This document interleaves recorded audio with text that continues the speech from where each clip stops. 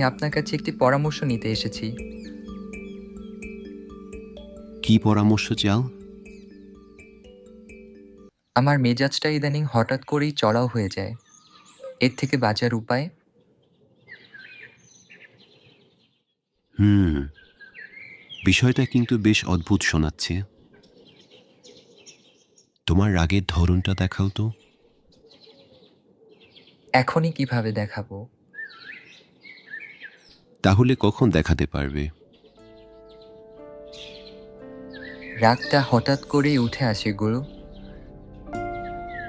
তাহলে এটা তোমার প্রকৃত স্বভাব না। যদি এটা তোমার প্রকৃত স্বভাব হতো, তুমি যে কোনো সময় আমাকে দেখাতে পারতে।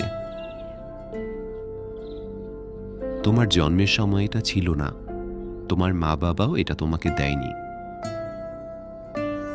ভালো করে ভেবে দেখো।